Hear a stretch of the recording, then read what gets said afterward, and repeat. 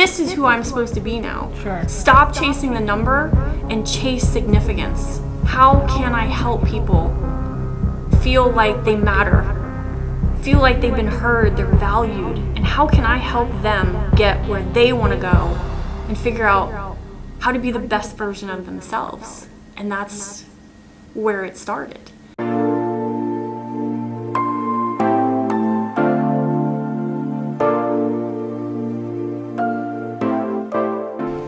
Kelly, thank you for taking your time to sit down with me today. It's such a pleasure to be here. Thank you. I feel really excited about this day. It's been exactly a year ago that you took the leap.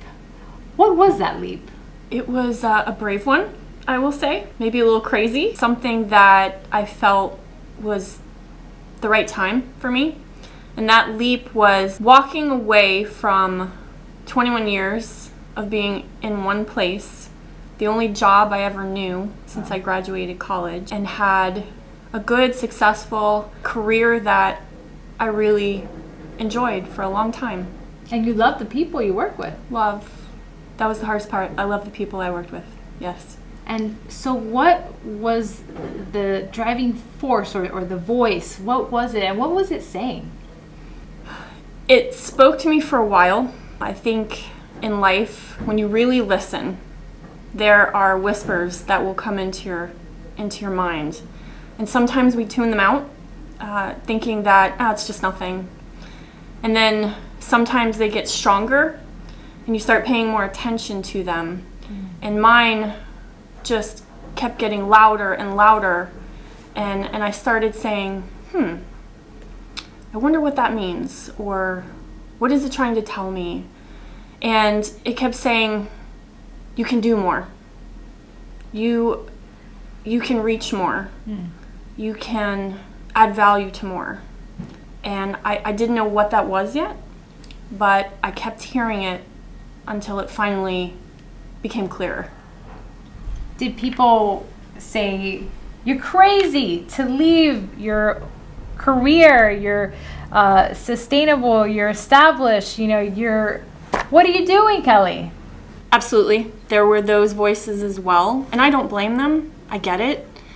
I remember probably the thing I heard most when I started discovering what I really wanted to do, the comment I got most was, can you really make any money doing that?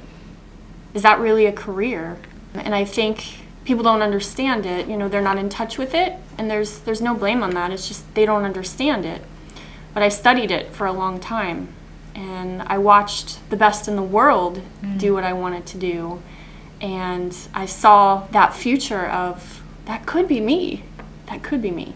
And those voices that said, can you really make any money at that? Or why would you walk away from, the next position waiting for you? It was that VP role. But I never felt as if that's where I should be. I never chased it. I've thought all along what it would be really like to work and wake up every day doing what I'd always dreamed of and what I felt so called to do once I identified it. And when you're disengaged and not really excited to get up every Monday and go to work, you remember that feeling. And when you can now wake up and every day on a Monday, you can't wait to get to the day. A lot of people say they just want to get through the day. Yeah. And I feel now I wake up and I'm not just trying to get through the day. I can't wait to get to the day. Wow. Because I love what I do. I feel it's where I belong. That's fantastic. I've had a lot of mentors, but the one that I give all the credit to for where I am today is John Maxwell. And John is the reason I am sitting here in this interview today. John is the reason I am doing what I do and what I love, because he showed me the way. He pulled me from the pile of all the people maybe that have wanted to do this. And I think there was something he saw in me that he gave me the opportunity. He's told me before, when he first called me that day, he said, I get a lot of letters, Kelly. A lot. Thousands. But there's something that I saw in that letter that you sent me where I view you as the salmon that made it upstream. Wow. And not everybody's going to make it, but you're the one that got upstream. And I will sit and mentor you. And that is where that transformation began. I learned what leadership was really about that I misunderstood for so long. And what has that been like to all of a sudden, you have this idea of what mentorship is, leadership, and then someone comes in like John and says, erase that. I think there's a lot of leaders that he's taught me. It's the law of contribution, that you have a lot of information that you should be sharing with others. And a lot of leaders hold it close because they want to seem smarter or better than people, and maybe someone will get above them. So they keep a reservoir of it. Where in life, when you really think about it, leadership is about serving others. And what you learn, you should let flow to others like a river. And for so long, I was a rock in the river of leadership where I didn't carry it as far as I could have. I think I was young, immature, didn't know what I didn't know. But he taught me that leadership is all about others. And if you help people get where they want to go, they will do everything they can to help you get where you want to go. So he changed my whole mindset on what I thought was leadership, I thought was management one day. And management and leadership are two totally different things. Leadership is about people. Management is about processes and systems. And you need them both in an organization, absolutely, to be successful. They work together. Sure. But people don't want to be managed. They want to be led and they want to be inspired. And he's the one that inspired me. It was his borrowed belief. I borrowed that belief for a little bit until I had it for myself. And now you're sharing it with others. As many as I can. My best client was Janet. We met on LinkedIn, never knew each other, but we liked what each other posted. So we were both following leadership, and we decided, let's set up a meeting. Let's get to know each other. So that day, a couple years ago, I remember sitting in her office, and she told me, she's like, I want to give you a chance. And I want you to come in and create a women in leadership program for our organization, which was City Furniture. I remember in that meeting, I was like, did she just say what I thought she said? She wants me to come in and build something for the women leaders in the organization. And that was where my mind started saying, someone sees something in me that no one's seen before and has given me an opportunity to kind of take that first step and to show them what I could do. And that's kind of the catalyst for where I got my taste of it. Yeah, and it seems like you were putting a lot of that intention out in the universe, and someone picked that up, and now many people have picked that up. Yes, I believe what you put out there comes back. And I think a lot of people that, I coach and I have the opportunity to share my story with theirs and understand theirs as a coach, a lot of people are facing the wrong way. They're thinking, oh, it's never going to happen. It won't. It's not. It's too hard. I can't get there. And I've learned, I used to have that mindset too. I get it. I think we all go through that. But I learned that when I face the right way and I lead and live my life with the intention of, it's coming. It's here. I'm there now, and I act as if I'm already there, and I just start living my life as if I'm where I want to be. Yeah. I remember going to networking events when this whole transformation was going on, and for the first time, when people asked me what I did, I'd been so used to for so long saying, I do one thing. And I started changing that. And I started saying, I inspire people. And I'm a motivational speaker. And I coach leaders. And I just shifted where my mind had always been And I started looking to what I saw could be.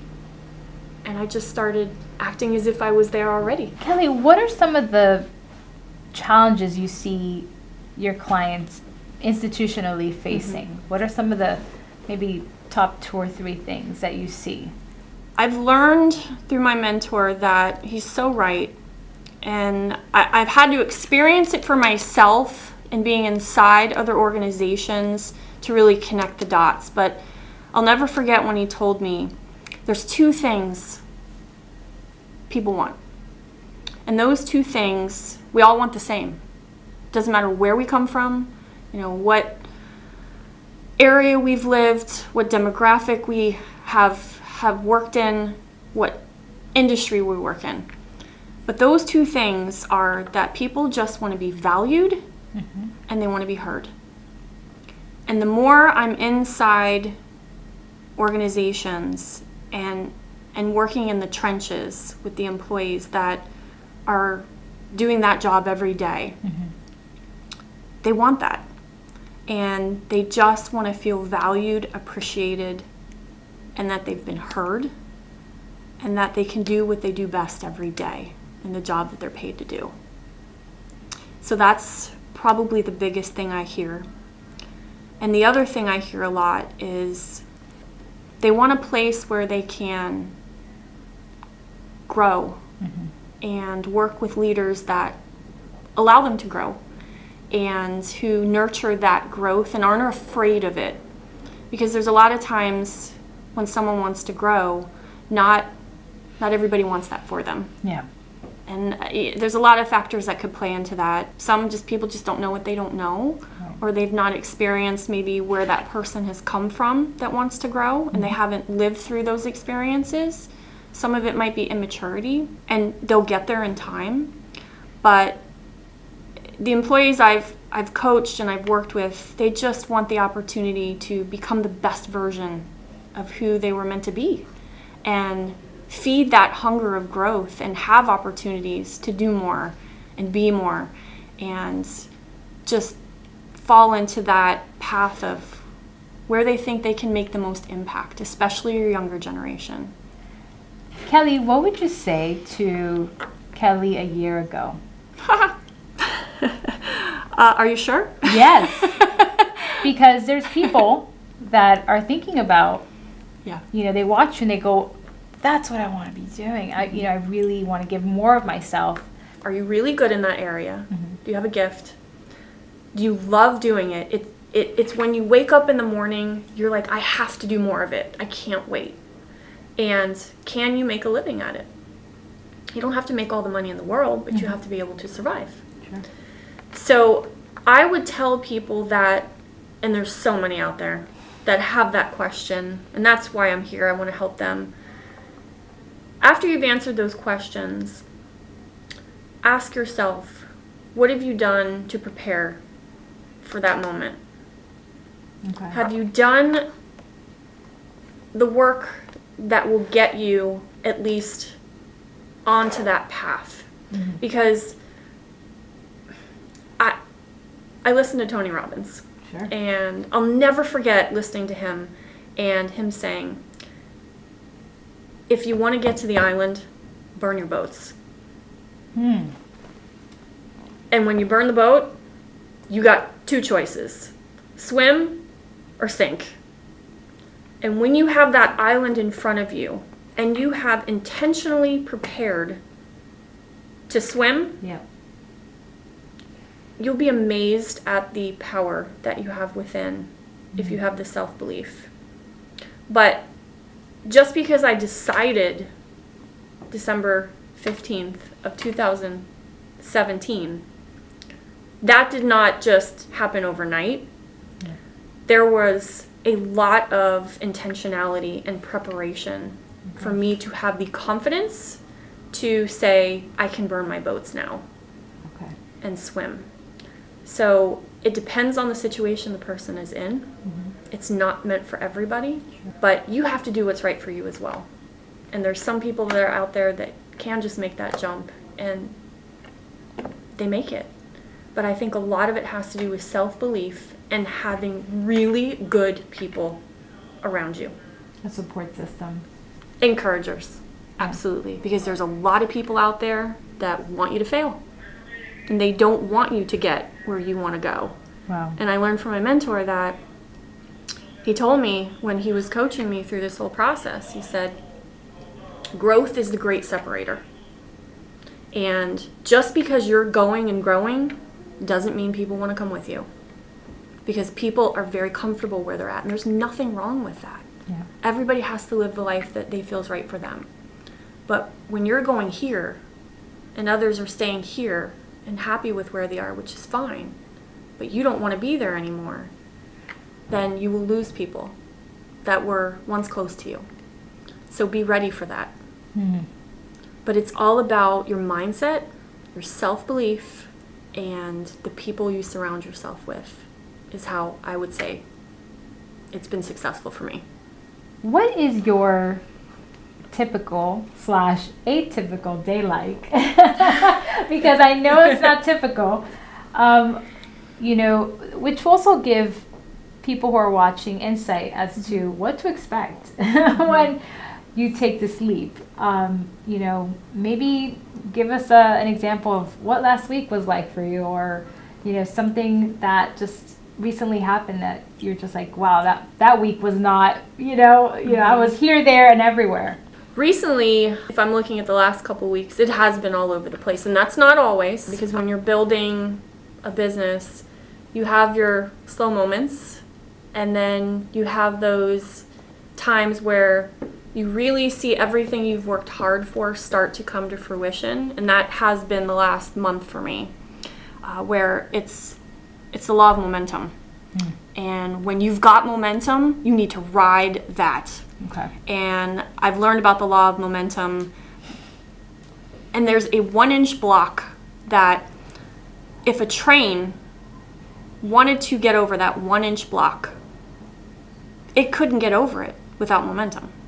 Sure. But the same train going 55 miles on the same track, it could crash through a brick wall because it has momentum. Wow. And so everything that has led up to the past month is because of momentum, and you've got to ride that when you have it. And so I've been building when it started, and it just kept getting more and more and more, and I've watched it. It's been fascinating to watch it, but it's true. So a typical day for me, I get up, I love my coffee, go to Starbucks. I think about what can I share with my followers and with my community, that when they log in the morning, whether it's a quote or a message I put out there, I just feel, what am I feeling in that moment that day? I don't pre-plan anything, once in a while. But what can I share with them today that maybe somebody needs to hear? Yeah. That I had gone through. Because I didn't go through it alone. Other people go through it. I'm not the only one. So how can I connect the two? So I'll do that and then literally take my boys to school. That's my priority every day. I have learned that there's really no work-life balance. I think a lot of people aim for that, and I did too. I look back at when I was working full-time in a corporate career, I'd always try to struggle with that, and that was a part of my decision too. I couldn't create that for myself. It was so hard, and I empathize with so many working moms and single working moms. You are just angels. I respect you so much. But work-life balance it's not something that I think is reality. I think it's about creating priorities. That was a big part of my decision. I have 2 little boys and a husband, and my boys were, I think, 7 and 9 when I was really kind of going through this mindset, and I just really wasn't there for them. I was always working late. I was, living in a hotel in Miami because I didn't want to do the 2-hour commute back and forth every morning, and that's where I needed to be. And I wanted to be there for my team, but then that guilt of, well, I'm not there for my family and I'm missing something. So I really just had to start creating priorities, and I've been able to do that now because I control what I say yes to, and I control what I allow my schedule to say. And we have give and takes. I'm always getting my family involved in decisions I make. It's not just me saying, oh, I'm going to do this and who cares about them. It's a group thing. You know, if I have a client approach me about going somewhere, to like, you know, I went to Boston, and I went to Philadelphia, and I went to Delaware this year. It's always, are there any important things that the boys or Brian has going on that I need to absolutely be here? Yeah. And a lot of times, it's funny, I'll ask my boys, I'm like, are you okay that mommy goes away for a little bit? Because I want to be here. They love it when I pick them up at the bus. Like, that's such a treat for them. Yes.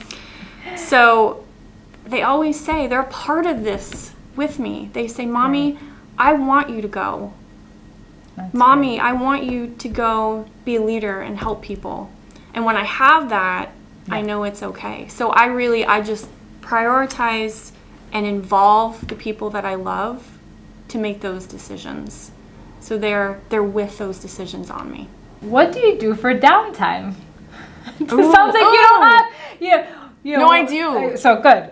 Tell us. Downtime is really important. Good. Absolutely important, because that's where you disconnect and get off the emails, get off the phone, and you have to get centered again. You know, I think we get so busy that we lose that centeredness about us, and that's when we can kind of fall apart at times. So I think being centered and getting back to that core is really important. For me, I love to go to like a leadership conference. Like, that is downtime for me. Cool. Okay. Because I'm so passionate about studying and watching the other like world-class speakers. You're a and just lifelong listening. learner, it sounds like. Oh my gosh, I love that. And people are like, that's not downtime.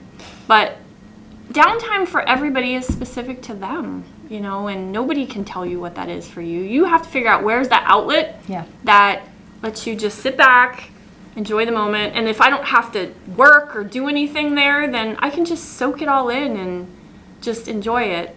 And the other one that is totally outside of the workplace is I'm very passionate about horses. So for me, I go out to the barn and I just love on the horses and just be around them. And when I set foot into that environment, it's been that way since I was 4 years old. Nothing comes across my mind but that moment. And for me, who is always thinking of the future and what I can create, that's where it stops.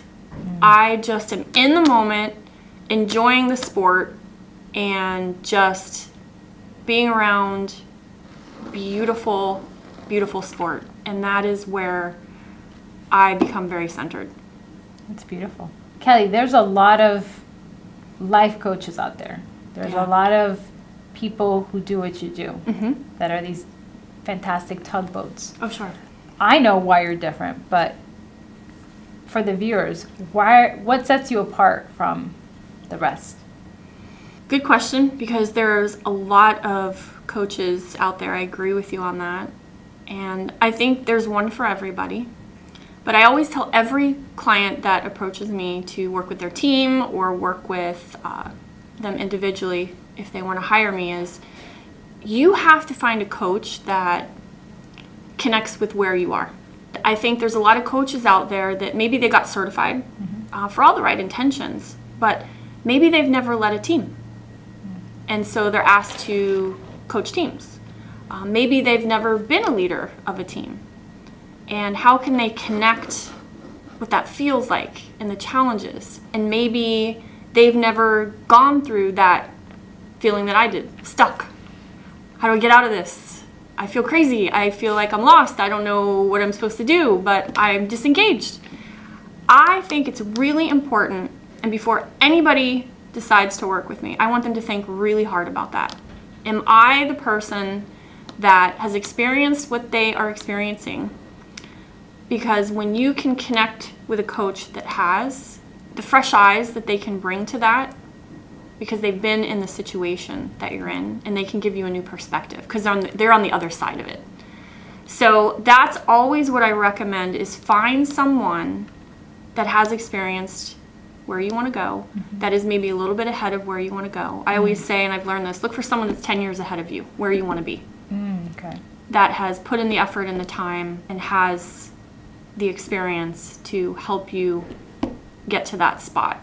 Not too far ahead, and not too far behind, but someone that is about 10 years ahead of where you want to be. I was reflecting with Brian, my husband, last night, and I'm like, what can I help people with most?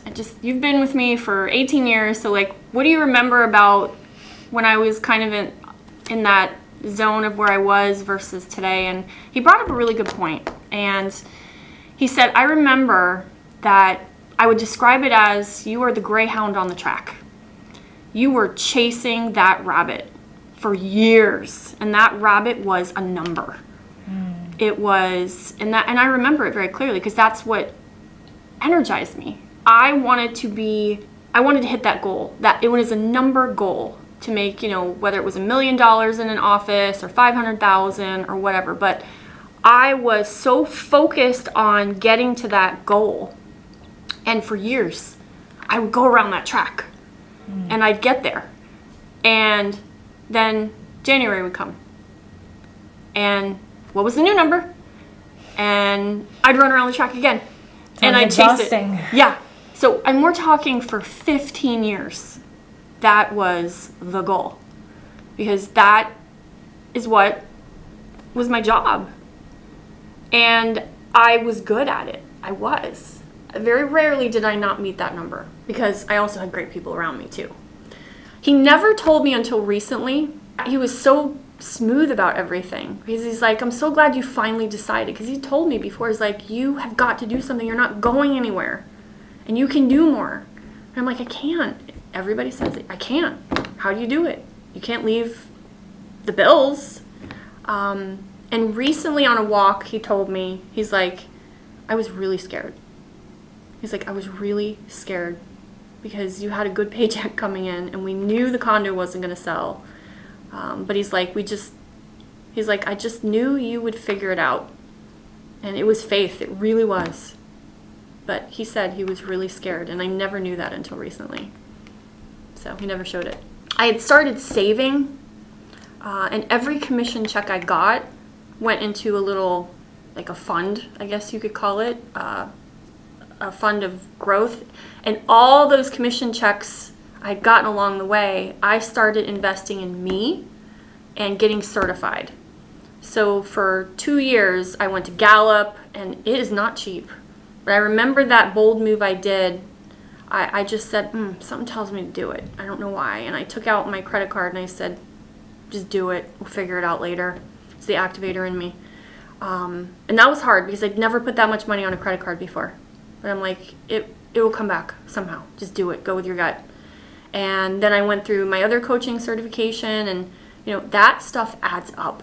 So not only did I leave the paycheck, but I also took debt with me. And I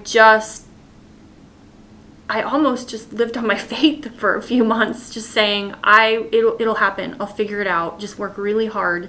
And I didn't let it just scare me enough to where I wouldn't do it. But I just really rationed what I was doing. And I didn't go shopping anymore. And I really just stayed around home so I wouldn't have to buy gas money as much. Because, I was working at home. I didn't have to go anywhere. But you have to have a little bit of a cushion to be able to pay your bills. And thank gosh, just it all worked out. That's all I'm going to say. It all worked out. There was a point in my life, because of the experiences I had. And this is why a lot of people cannot connect with this, because they haven't been where I've been and they don't understand that feeling. So that's where a lot of misjudgment can come in. I learned through 3 years of taking care of my mom, who had dementia, as an only child. Every other day I went to that nursing home and I spent time with her. And I spent time with the patients. And they were only Alzheimer's patients. So I'll remember the very last year that I spent there, and I was there all the time. I will never forget that those patients, they didn't care how much money they made. They didn't care what kind of car they drove. They They didn't care about the paychecks that they brought home or the houses they had. It wasn't even a thought in their mind. All they cared about was that somebody loved them. Because none of that stuff they could take with them. It's true. None of them. And that is where I saw that all those things I was chasing, to be up on that stage, to get that trophy, to have the nicest car, to have 2 houses, I wasn't in the right place. But it's because I didn't understand it. And there's nothing wrong with that, but I just see things very differently now. It's very sobering. I see the other side of it. And when you are around that, as long as I was, you realize that number is not what's important. And I remember that I collected for 20 years trophies. My desk was beautiful. It was filled with crystal awards. You know, number 1 salesperson, number 1 producer, you name it. It was like a collection I had. And I remember in 2015, December, I was working on my yearly goals that I did every single December. What was I going to get the next year? What was I going to chase? What was the number? And that was the first time that I looked at those awards when I was writing my goals and what I wanted, where I said, I don't want the number. I don't care about the number. That was my identity. That's what people knew me for. They called me Money Merbler. Like, that's what they knew me for. I made money for the organization. And I looked at everything I'd experienced with those patients and I said, I don't need it anymore.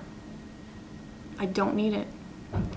So I just started really analyzing what was important to me in my life and what I wanted to contribute. And it was those whispers again. You are supposed to do big things. You can do more. You can reach more. You just have to believe it. And after that goal planning session, it took me some time, and my husband thought I was crazy. But I did what my mentor had done for himself one day. And I was so touched by it, and I said, it's my time now. And what I did is, it was Sunday afternoon raining.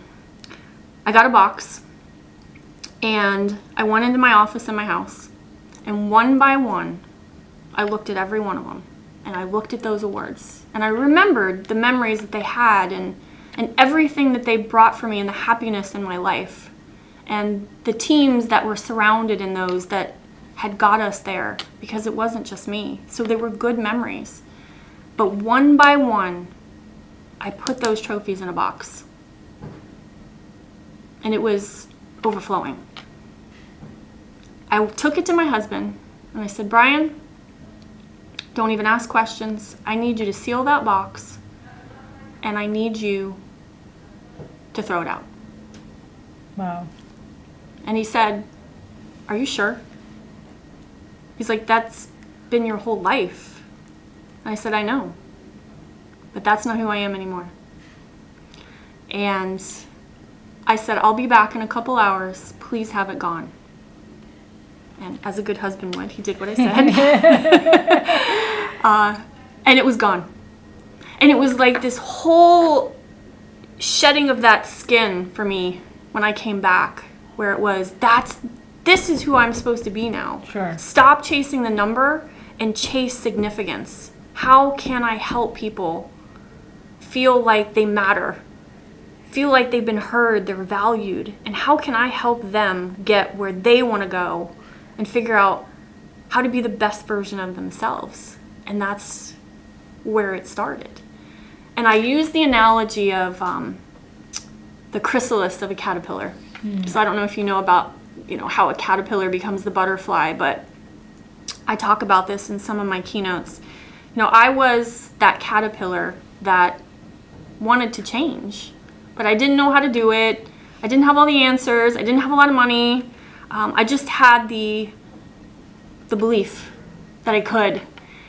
And so I went into a cocoon. And that cocoon was that transformation of me, where for 3 years I studied.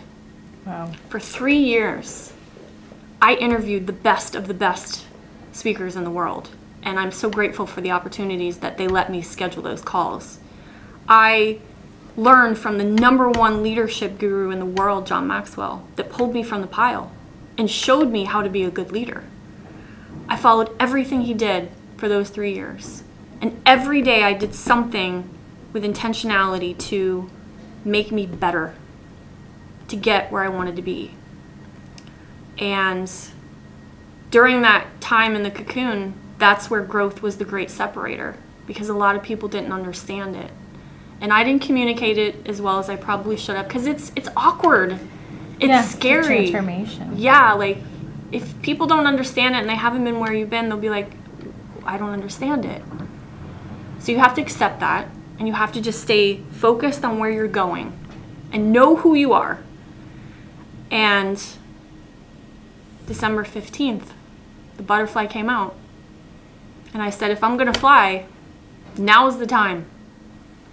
And so that's why I like to look at it that way. It was a complete transformation of reinvention.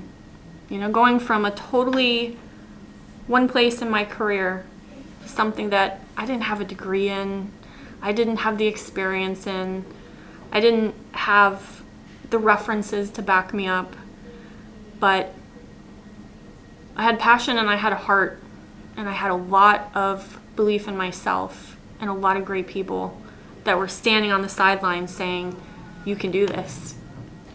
What's in store for 2019? Oh, I want to do a lot. And my eyes see big things. I would love to speak at the Global Leadership Summit live. Yes. That is something that I see in my future that I'd love to be able to have a message to share, that when the time is right. Yeah. Maybe a TED Talk. When the time is right. When the right words are there that need to be heard. I don't have to be there immediately, but when the time is right and the right words are there for me to impact people. But I want to work with more organizations. I want to help the people that want to be valued and heard, that are looking to grow and be better leaders. I've listened to Oprah and Maya Angelou on this a lot. They inspire me greatly.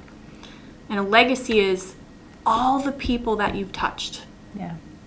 That carry on and go be who they were meant to be, because you played a part in their lives. And that's infinite. So that's the legacy that I want to create.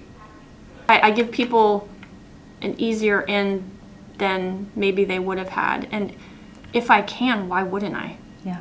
I don't understand why people can't take the time to do that when it's right there in front of them. And I would love to, and I've always loved doing this, but I'd love to do this for more maybe CEOs or just really, really impactful leaders. And it doesn't even have to be somebody that everybody knows. I think there's a lot of good people in South Florida, specifically, but anywhere, that they're in the shadows and people just don't know about them yet. And they're doing amazing things and they're hidden. But I want to be able to share, what are they doing? And I want to ask them, I want to interview them, I want to learn from them. Those are the people that they make a difference.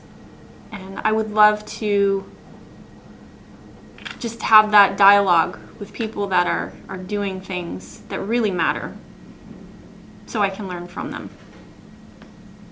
Thank you, Kelly. You're welcome. All right, I'm ready. Not often we can see the value that